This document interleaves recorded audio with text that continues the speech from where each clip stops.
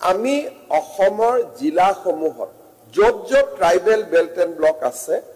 তাতে আমি এখন ডিস্ট্ৰিক্ট ল্যান্ড ট্ৰিব্যুনেল গঠন কৰিব খুজিছো এতিয়াৰ পৰা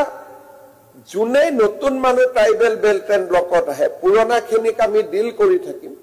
নতুন মানুহ ট্ৰাইবেল বেল্ট এণ্ড ব্লকত আহিলে লগে লগে বৰ্তমানৰ প্ৰটেক্টেড ক্লাছে ট্ৰিব্যুনেলত আবেদন কৰিব ডিচিৰ ওচৰত যাব নালাগে আৰু ট্ৰিব্যুনেলে তেওঁ যেহেতু এজন জাজ হ'ব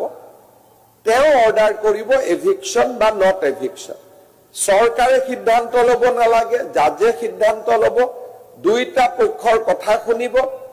আৰু তেওঁলোকে সিদ্ধান্ত ল'ব যে এই ব্যক্তিজনক বা এই সমষ্টিক বা এই গ্ৰুপ অফ পিপলক আমি উচ্ছেদ কৰিব লাগে ইয়াৰ ফলত আমাৰ ট্ৰাইবেল বেল্ট এণ্ড ব্লকসমূহ প্ৰটেক্টেড হ'ব পুৰণা যিখিনি মানুহ আছে তাত এটো আমি প্ৰযোজ্য ট্ৰিব্যুনেলৰ জৰিয়তে কৰিব খোজা নাই তাত চৰকাৰে আজিৰ মতে কৰি থাকিব নতুন এনক্ৰোচমেন্ট হলে ইয়াত ডিস্ট্ৰিক্ট ল্যান্ড ট্ৰিব্যুনেলৰ জৰিয়তে আমি ন্যায় পাব পাৰিম ক্লজ 6 ৰে আন এটা দিশ আমি সদনত আনিছো দা সত্ৰ প্ৰিজাৰ্ভেশ্যন এণ্ড ডেভেলপমেন্ট কমিশ্যন বিল এইখন আইনত প্ৰয়োগ হোৱাৰ লগে লগে আমি এখন সত্ৰ কমিশ্যন কৰিম এই সত্ৰ কমিশ্যনখনৰ ৰেভিনিউ কোৰ্টৰ পাৱাৰ থাকিব